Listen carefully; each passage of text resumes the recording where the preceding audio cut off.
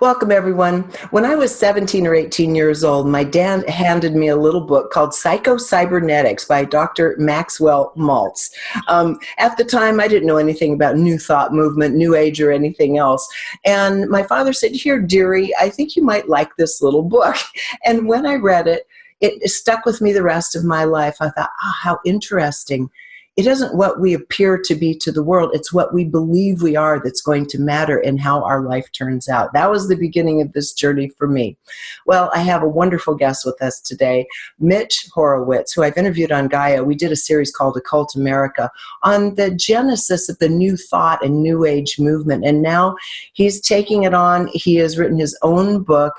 And it's the Miracle Club, which is absolutely wonderful. It's coming out in a few months I think Inner Traditions is the publisher.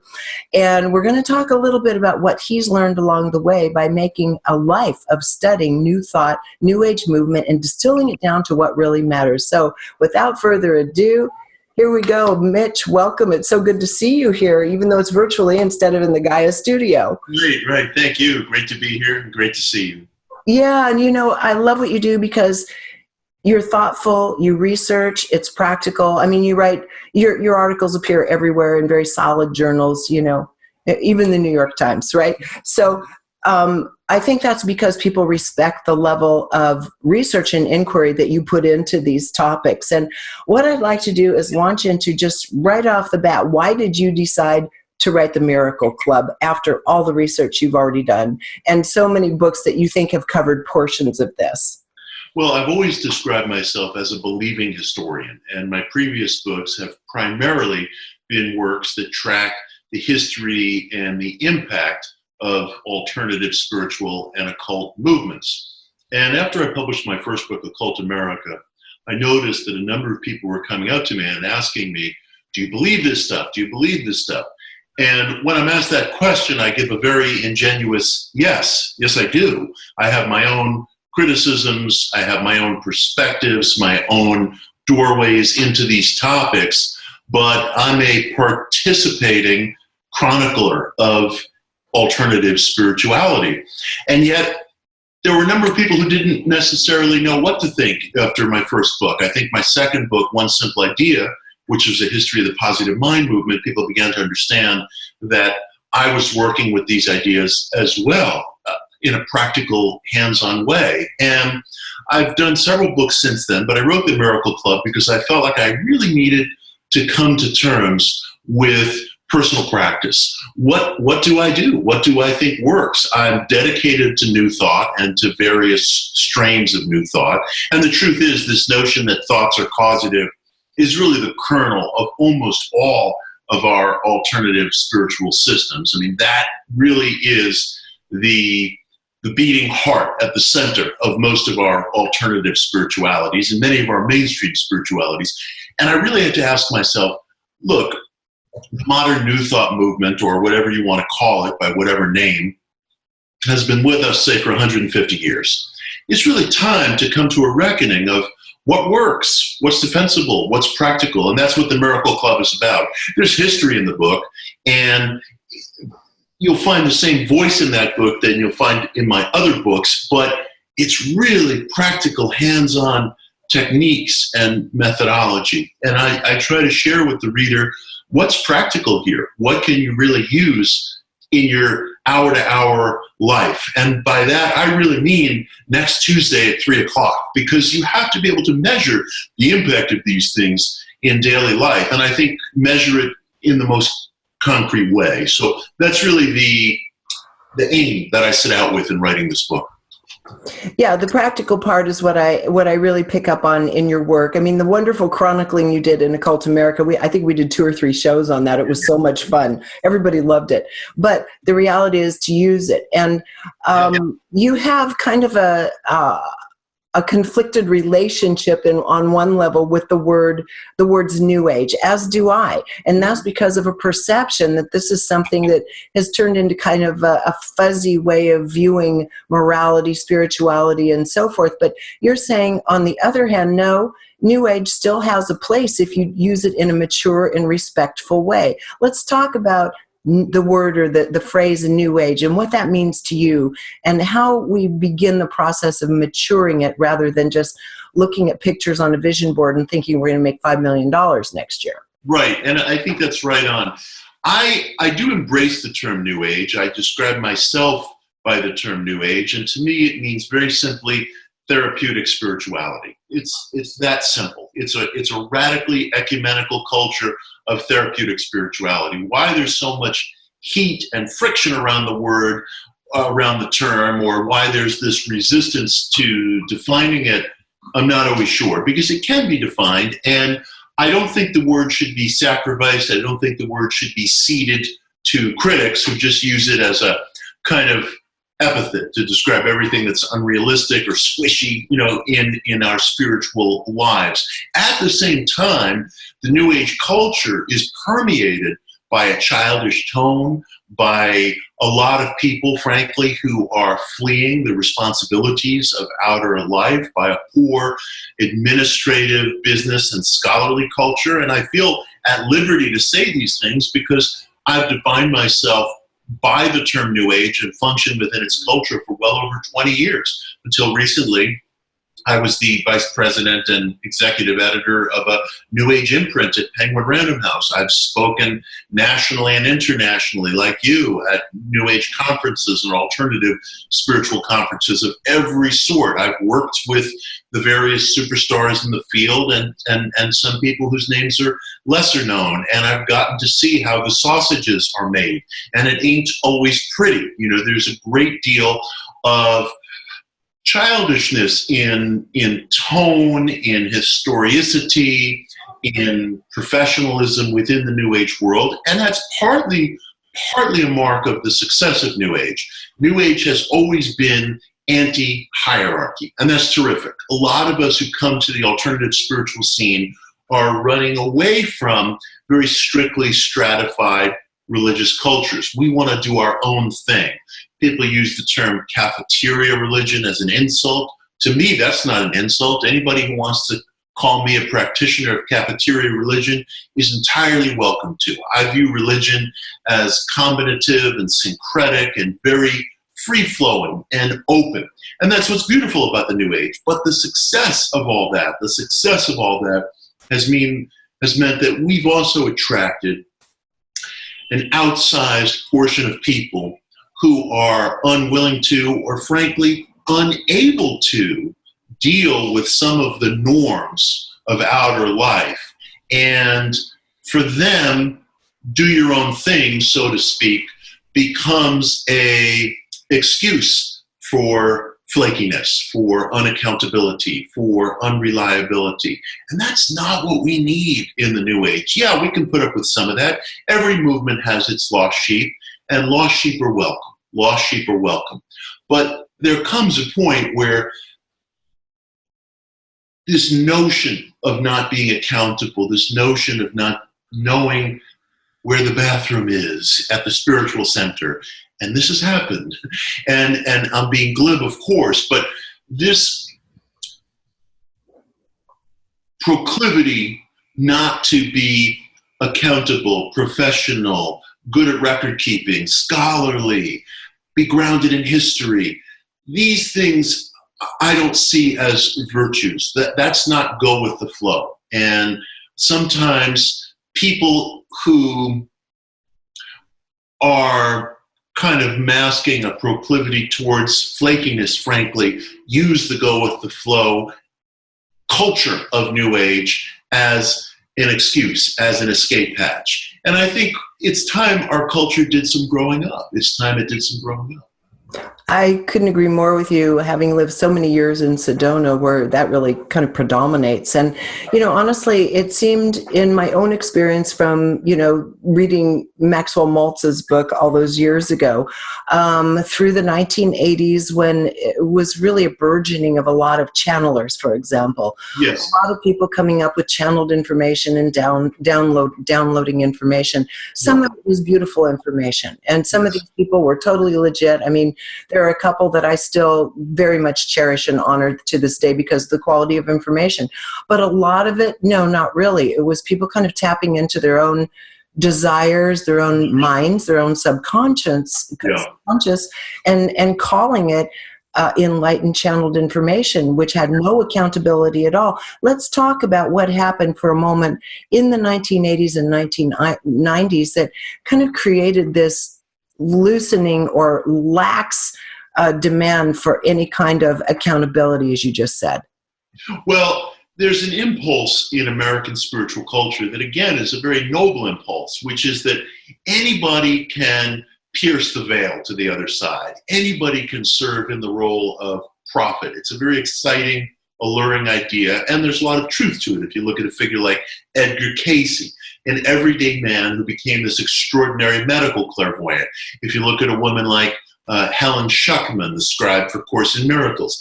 Helen was a research psychologist at Columbia, an atheist or an agnostic, not somebody who went looking for the mantle of prophecy, but it found her. It found her. And that's very beautiful. And people are inspired by that. And they should be inspired by it.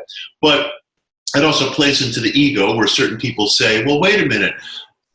I can wear the mantle of prophecy. I can play this part. I am special. I am unique. I am downloading a message. And it becomes a point where we're like an army of generals in a certain sense. And of course, the only channeled teachings that have any posterity are those that seem to offer something universal and applicable and practical. A lot of channeled material has just blown away like the leaves of last autumn. Some of it lasts. There are some remarkable figures out there. But it's this tendency of everyone to want to be a channel or claim to be a channel, it's an excess of a good thing, in the same way that medicine is healing or poisonous based on the dosage. And I think we've just gotten an excess of dosage from time to time. Yeah, that's a good way to put it. So you kind of like to go back to some of the basics, the ones that actually worked. And one of them I have in my hand here, Napoleon Hill, of course. And I think he's still one of your favorites, right? He is, for sure. Yeah. Absolutely. And this is the beautiful new, and look at this beautiful red foil, the new deluxe version of Psycho-Cybernetics. I just love it. You gave me this last time I saw you. And again, I started just kind of popping through it, opened it to a couple of pages. And again, some of the wisdom from that time has withstood the test of time. Oh, yeah, yeah. And because when people ask you today, so who are you into? What's really impressing you? You're saying, not much. Not much. Let's talk about that. Yeah. Right now, across our alternative spiritual culture, I haven't discovered very many new voices that I found very exciting or alluring. I'll, of course, in saying that, get a rush of emails that, well, you have to learn about my guru, because, we're all certain that we're living right next door to the exception of that. But my mission right now, both in terms of my personal spiritual practice and in terms of what I'm writing about, is to kind of get back to basics, to rediscover the basics, but in a really rigorous way. Like, for example, you held up Think and Grow Rich. When I have friends who are stuck in life, I very often give them a copy of Think and Grow Rich, and I tell them, go home and read this book, but there's a principle to it that's going to unlock the book to you, and take it seriously. Do the exercises as if your life depends upon it. And that's the true principle of the book. You can't say to yourself, oh, I'm a veteran, I know some of this stuff already, I'm going to skip some of the list making, or I'm going to skip this or that, or I'll skim this chapter on faith because I get that. None of us get it. None of us get it. The turnkey to every serious spiritual or self-help program is a ravenous desire for self-change. A ravenous desire for self-change. If the individual has that desire, then almost any good teaching, whether it's the 12 steps or Course in Miracles or Edgar Cayce's principles or Think and Grow Rich, will be transformative, will work for you. Without that, it's casting your bread on the waters. There's just nothing there. There's an Arab proverb, the way bread smells depends on how hungry you are. the way bread smells depends on how hungry you are. I'm absolutely persuaded that that key of ravenous hunger for self-change will unlock everything. You held up Psycho-Cybernetics. We both have a deep, deep love for that book. Now, interestingly enough, that's really a secular book. Maxwell Maltz didn't say very much about spirituality. Maxwell Maltz, when he published the book in 1960, was a pioneering cosmetic surgeon. And it was from his work as a cosmetic surgeon that he gleaned these really remarkable, intimate insights about how we form self-image and how self-image plays out in our lives. And Maltz felt that self-image was destiny, but self-image could also be reprogrammed. And the interesting thing about Maltz's book is it's filled with practical ideas, but at the base of it, it really requires at least 1 hour of meditation a day, a half hour of sort of Zen-like relaxation, and a half hour of visualizing and reimagining your life and your persona. And there are other exercises, to be sure, but basically it's 2 half-hour periods of meditation a day, which might have to be added to some other meditative practice that you have if you practice maybe a mantra-based form of meditation.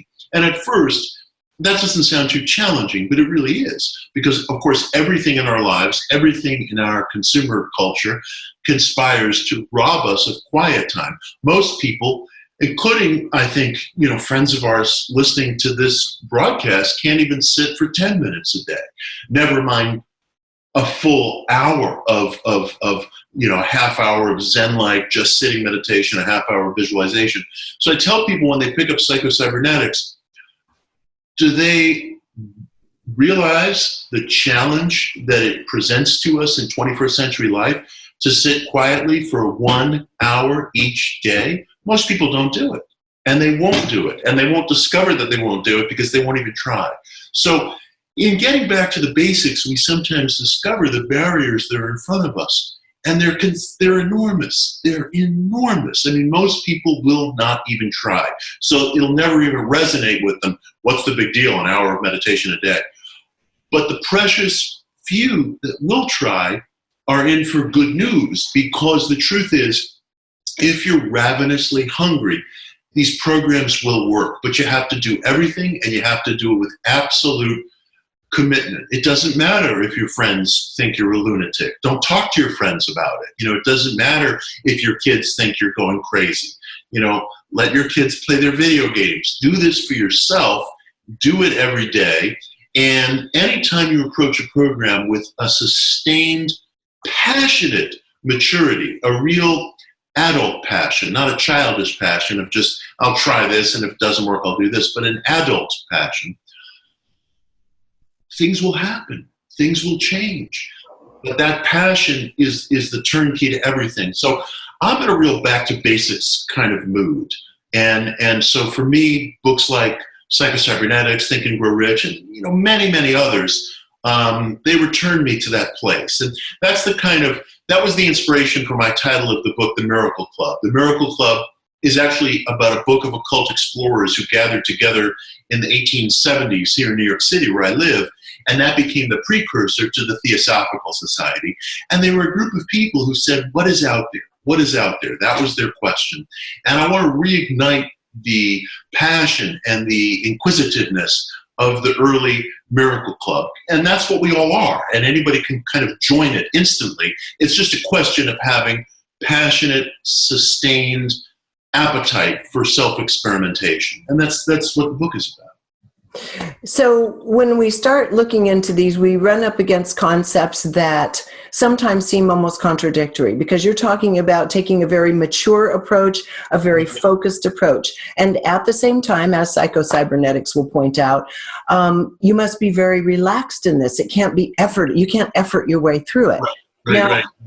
Right. And so people think, how do I focus intensely without effort? And I mean, it does guide you through this. These books have other principles underlaying that, and a lot of it does have to do just with the quality and repetition of a type of desire. And this is really key.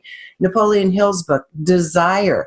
And this has been a much maligned word in the New Age movement, especially in Zen Buddhist circles, for example. And in fact, there is nothing that can come to fruition without, as you say, that incredibly intense desire that to have that thirst quenched. So maybe for just a moment, just spend a moment talking about an apparent seeming conflict between effort and no effort along the way. It's a wonderful, wonderful question. There's a couple of things to unpack there. First of all, and I write about this in the book, I venerate Buddhist tradition and I venerate Vedic tradition, but those are not my paths. Those are not my paths. The place I've come to as a seeker at the age of 52, and having been on this road for a fair amount of time, is that desire is sacred. I believe in aspirational spirituality. If we are created in the image of the higher, if we are made in the image of the Creator, then I think it behooves us to treat our desires as sacred things, as an urge toward productivity, as an urge toward generativity. The book of Genesis, as with many other creation stories around the world and from varying cultures, begins with an act. It begins with the creation of a place amidst the chaos, the creation of sentient beings, the creation of intelligent men and women who finally eat from the tree of knowledge of good and evil. And pain and suffering is introduced into their world, but so is measurement, judgment, discrimination, sensitivity, relationships, children, suffering, joy, euphoria, disappointment, victory. If we are made in the image of the Creator, then we are here to be generative, to be productive. And we, of course, owe our allegiance to both worlds, the transcendent world and the material world. I think the greatest statement on that appears in the Gospels when Jesus speaks of rendering unto Caesar that which is Caesar's. He doesn't speak of extracting oneself from the world. Yes, he speaks of being in but not of the world. We belong to both the transcendent and to the material. And I truly believe in my heart of hearts, and I would say this to all of your listeners, I don't think that the individual can truly be happy in life. And we mustn't shy away from simple words like happy. There's an enormity in that word, and we mustn't say, oh, spiritual people don't use that word. We think in terms of non-attachment. We think in terms of non-identification. The pursuit of happiness causes suffering. I reject that. I think we have to use the plain language of everyday life that we grew up with. I don't believe that the individual can be happy in this world unless he or she is productively moving in the direction of some sense of ethical personal aspiration, some sense of ethical personal aspiration. And I define ethical aspiration by being simply that which doesn't block or limit or set off parameters on another person's search to attain his or her own highest aspiration. Anything that doesn't violate another's wish to develop potential, I would describe as ethical aspiration. And we cannot be happy, ultimately, unless we are moving in that direction. And I have had friends, and you have friends, who have been dedicated to contemplative religion and meditative philosophies for decades, and sometimes find themselves at a terrible dead end. And I believe in my heart there is a unique act of self-realization in personal aspiration, whatever that may mean to an individual, whether you want to be a soldier or an artist or an entrepreneur or in clergy or a successful business owner, whatever it is that summons up from you that deepest, most sustained sense of desire that you've carried with you since childhood. And if you let yourself, you know where it is. You know where it is. And that's where the joy comes in. Because discovering that is such an intimate, private, personal act that gives you a sense of self-agency, that it's an effort that you should enjoy. It's an effort that should come with an electricity, an exuberance of self-discovery. It should be arousing. It should be intimate. You don't have to go around blurting to everyone you meet what your definite chief aim is. That's your own private act of discovery. And when you find it, and you will find it if the individual really wants to, acting on that, I think, is sacred. And my counsel, and I say this to your listeners as I would say to a friend, as I would say to a member of my own family, don't allow yourself to get distracted with these kind of vocabulary words that we grok onto too easily in the New Age culture, like essence versus personality, attachment versus non-attachment, identification, suffering, spiritual materialism. These are words that get drawn from translations of translations of translations of ancient Eastern literature that was written in a different time and place, and very often translated, so to speak, by people who don't always, and who in fact rarely do, have mastery over the very tongue in which these works were written. We mustn't get into a routine of catechism within the New Age culture, where we start to grok to certain terminology and lingo and lexicon and vocabulary, and we decide this is inner, this is outer, this is spiritual, this is non-spiritual. I say throw out the vocabulary book. Forget about all that. There's sacredness in individual desire, and frankly, I think each of us feel that. Absolutely. Amen. You're speaking to the choir on this one. I'm a big advocate for finding that spark of desire within you, and there are many paths to it. But if you don't find it, life is never going to feel full, complete. You're not going to have a starting point. And one of the things now that's interesting is Napoleon Hill, Think and Grow Rich. So a lot of people think, oh, how non-new age, Think and Grow Rich. Now we have money in the equation. And at the same time, your new book is saying, hey, you have to take your finances and your ability to work around in the world as part of your welfare and your well-being.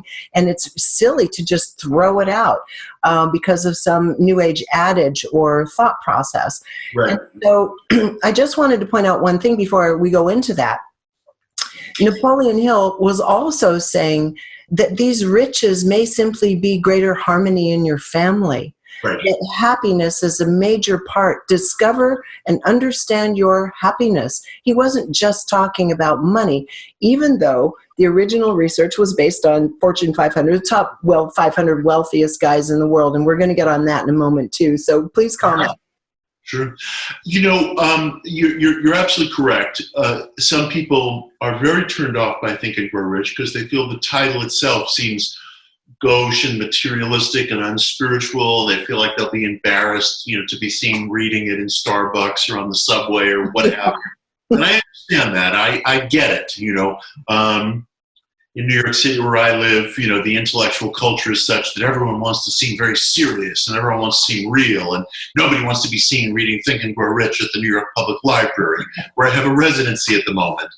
But I say that anybody with any ethical aim in life who's not reading Think and Grow Rich is doing him or herself a disservice, because the book is really about concretizing your plans. It's about bringing your plans into action.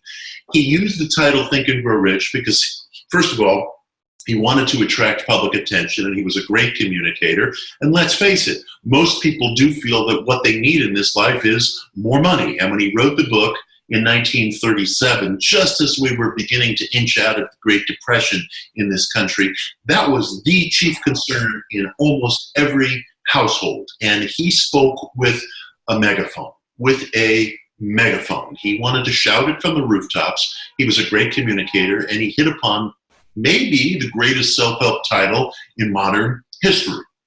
The book can be read by anyone with any aim. It doesn't have to be riches. It can be completing your dissertation. It can be retiring from the Navy as an officer. It can be becoming a great stage actor or having a peaceful household. The only demand the book places on you is that you have one central demand. There's nothing squishy or wishy-washy in the book. It really puts the onus on the individual of coming up with one definite central chief aim. And people always want to fight with that and push that away and say, well, I wear many hats. I'm a parent. I'm a professional.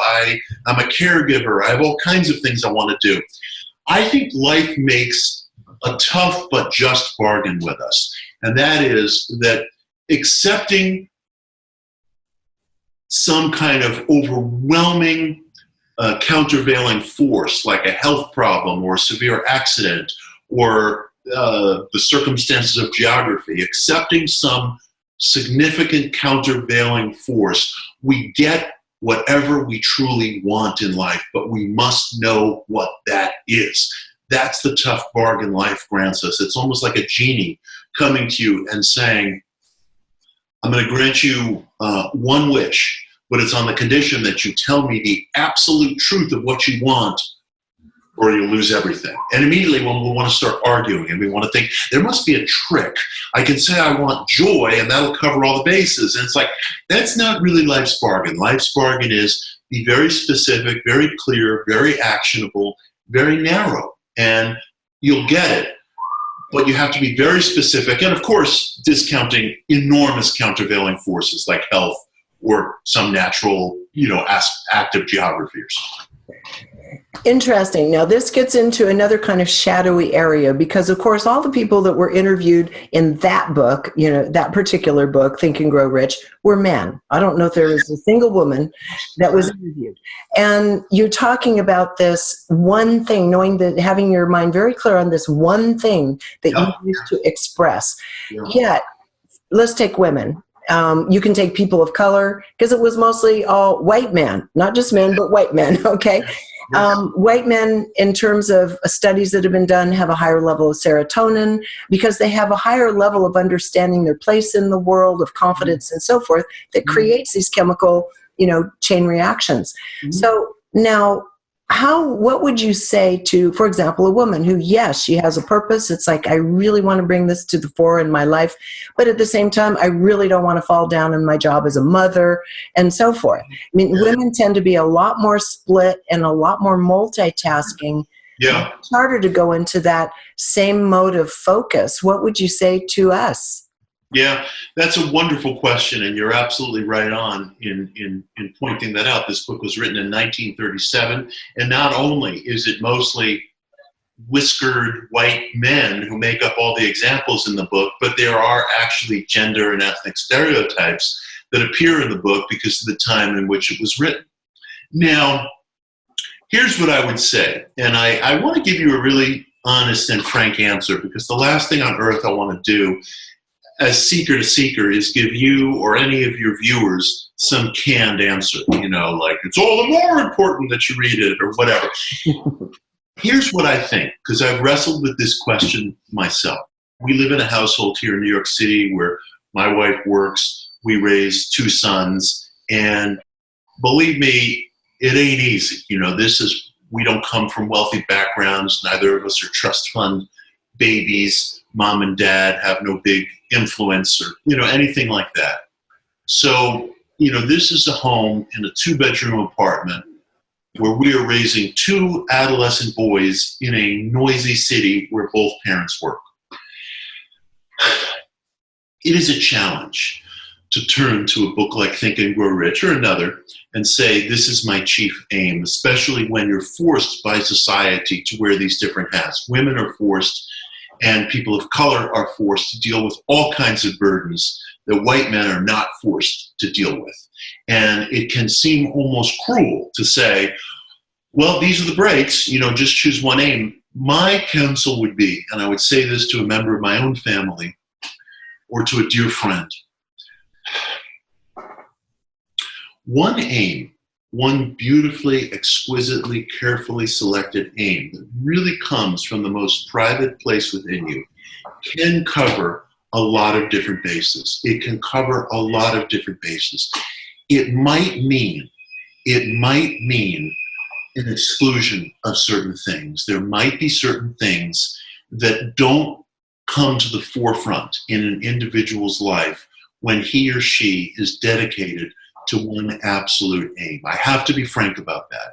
The truth is, if you or anybody viewing this thinks of someone they regard as a hero in life, whoever it is, whether it's an unknown person, just an everyday person, or whether it's someone world famous like a Nelson Mandela or a Gandhi or a Helen Keller or whatever, Steve Jobs, you'll almost always find that that person existed for that one thing, I interviewed Martin Luther King's eldest daughter, Yolanda, before she died of heart failure several years ago. And she said to me, and this interview is up online, Daddy was not always around. He wasn't always everything that you would have hoped for in a father. But he was freeing a whole nation. Gandhi's kids would have said the same thing. Helen Keller's determination in life was that she would make it so that no one could look at a disabled or differently abled person exactly the same way again. And you can bet that every exceptional person whose life you search within, whether artist, soldier, statesman, student, scientist, whatever, there probably are certain areas in which they fell down. There probably are certain areas in which they weren't everything their kids would have liked them to be. There weren't everything that their neighbors or their spouses would have liked them to be. Their aim covered a lot of bases, but it didn't cover everything. It didn't cover everything. I'm sure that there's someone out there in this generation or the next generation who's going to cure cancer, but if you go back and you look at the hours of their day-to-day life, they may have been grossly lacking in certain traits that one would hope for in an individual. And I do believe that there are certain things we can't neglect. If we neglect health, if we neglect family, in the long run, those things will eventually engulf and take up all of our attention. What we don't give due attention to now, we run the risk of it taking all of our attention later.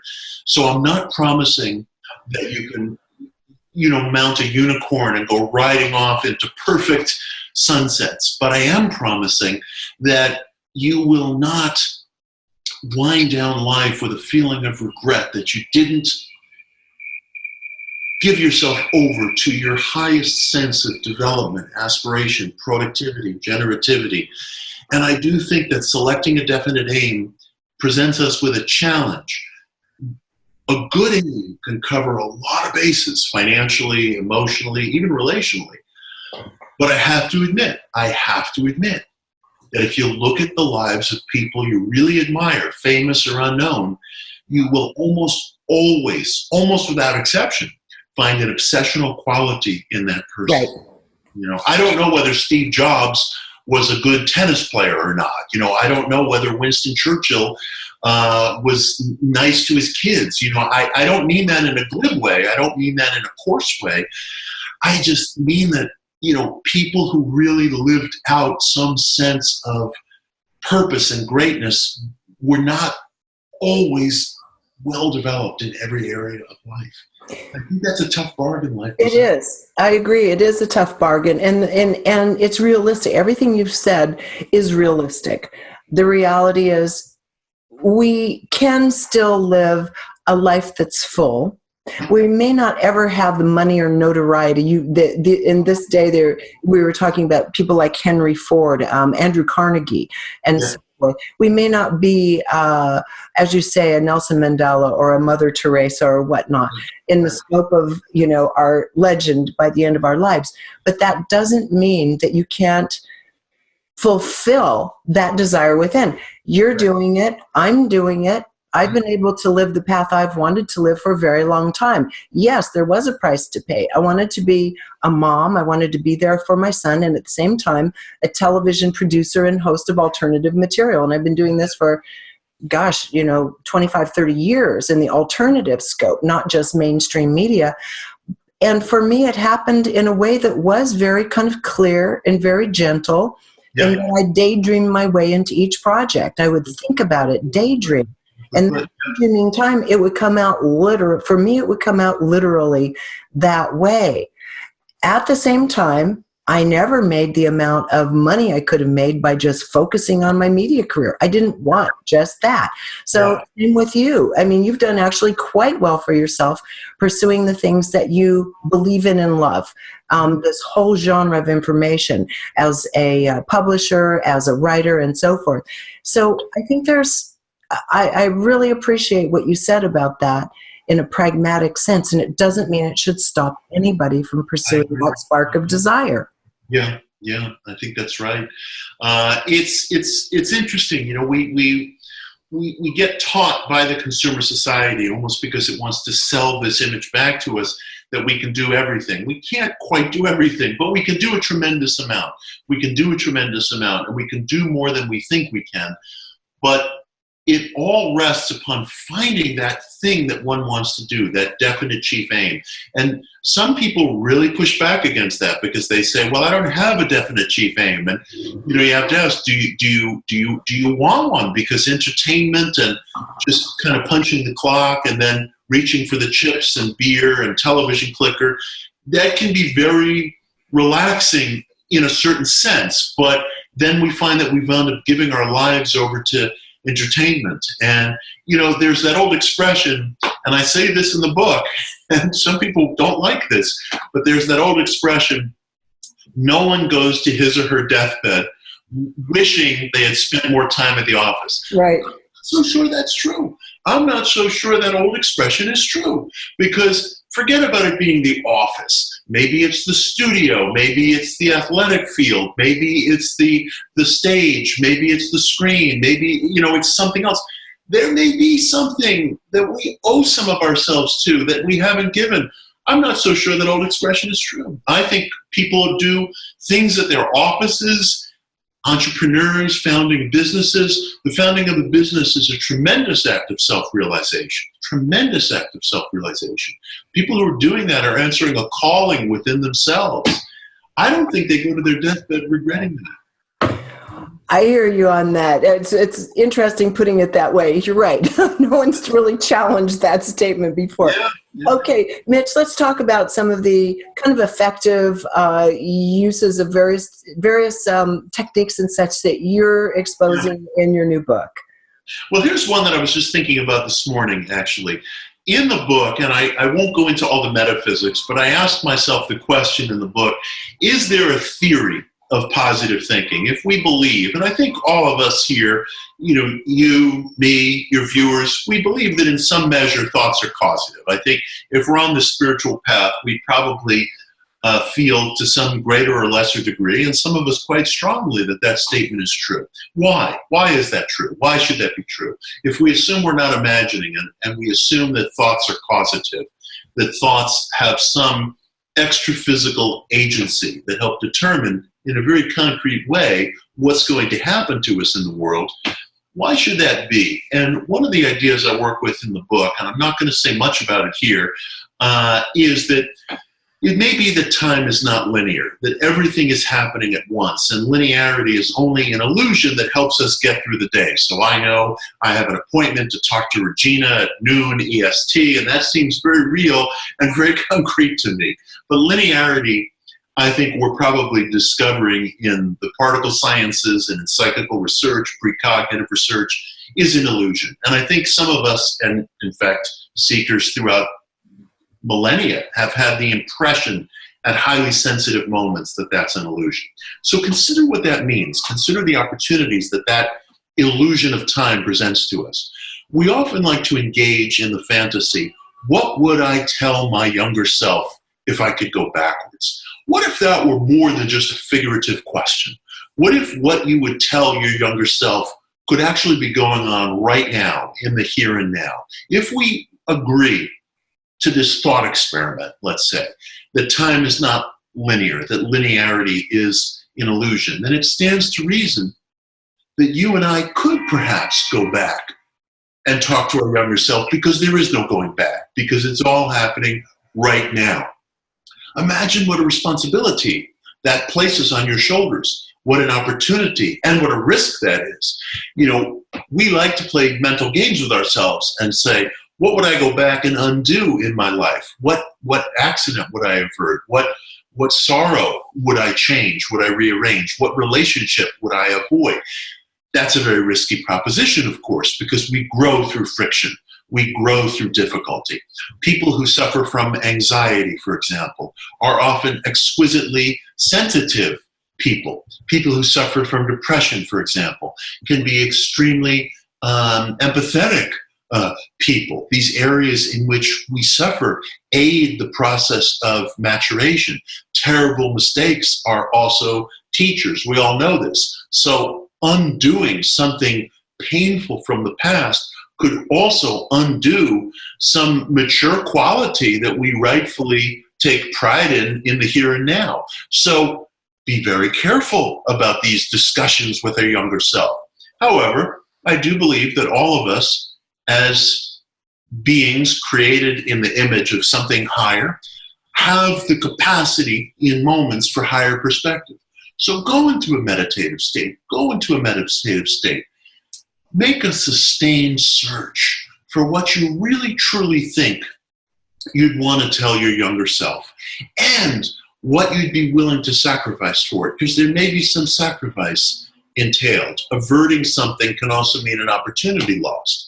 So granted, use your perspective, and I do believe that sensitive men and women have moments of higher perspective. I don't think that's illusory. And ask yourself, what would I tell my younger self? And boy, ask that question very, very carefully, because if time is illusory, then that opportunity may exist, and in fact, we may be exercising it all the time. Exercise it in a productive way. Exercise it in a youthful way. So that's one exercise that could take us to the outer edges of questioning what is life, what is time, what are our minds, what is this world that we really live in, and do we see it clearly? But it also puts us in front of a remarkable possibility that this kind of fanciful wish to go back and give advice to our younger self may not be so fanciful after all. We may be doing it all the time. Do it carefully. Do it carefully. Okay, so what would you go back and tell your younger self? Or what have you gone back to tell your younger self? That's very interesting. I made, at the end of the Miracle Club, I made a list of things that I would tell my younger self had I the opportunity. One of the things I would tell my younger self, and bear in mind, there can be losses, for this. Choose the company in which you place yourself very, very, very carefully. Do not locate yourself around people who you think are cool, or whose acceptance you want, or who are rejecting or negative towards intrinsic traits in you because you want approval. Be very, very careful about not seeking pure approval. Another thing I told my younger self, and this may sound kind of peculiar, but it had a special meaning to me. When you're going to school, every single day, get yourself there on your own, by foot or by bike, regardless of what the weather is. Doesn't matter if it's a blizzard, doesn't matter if it's a snowstorm, doesn't matter if it's a hurricane. Teach yourself this lesson of self-agency, that a little rain or snow or a thunderstorm doesn't matter. Get yourself to school on your own, always and no matter what. Learn how to use your body, meditate, learn a martial art, exercise your body, and above all, cultivate a sense of independence. Go your own way. Better to be alone than to be in a bad relationship. And always and above all, my key rule for life is avoid gossip and rumor, and avoid people who traffic in it. It's a poison. It chokes off our potential. It's almost the worst thing that we can engage in life, because the stories that we trade, traffic in, and that we participate in, listen to, pass on, they are as affecting of our own sense of self as they are of the reputations of others that we speak of. Nothing will free you more in life. And I mean this, I'm talking like right now, nothing will free you more in life than the determination not to participate in gossip and rumor. There's an esoteric meaning to the golden rule that a lot of us don't grasp, don't see through to. And if you can avoid media, entertainment, conversations, relationships that are steeped in gossip, humiliation, and rumor, you will ennoble yourself, and you'll feel the effects immediately. People want to know, what can I do right now? Do that. If you can't meditate, do that. Yeah. That is absolutely, it's simple, direct, beautiful, and profound. I mean, we could talk for days. There are many more things we could talk about, but you don't have time to talk for days. So with that, just any kind of quick update on any kind of events you have coming up. We know the book isn't coming out until October, and I think you'll have everybody waiting for it that's heard this interview. So what's up besides the book? Well, this week, we're in the first week of May. I'm speaking in Los Angeles on the 10th and 11th, Thursday, May 10th, Friday, May 11th, at the University of Philosophical Research, the organization founded by Manly P. Hall. If you can't be at those talks will also be up on YouTube. I just completed a column called Real Magic at medium.com, where I write about a lot of these methods. I'm working on a new column right now called Radical Spirits, about politics and spirituality. And the Miracle Club is up for pre-order anywhere you buy your books. It comes out in the month of October.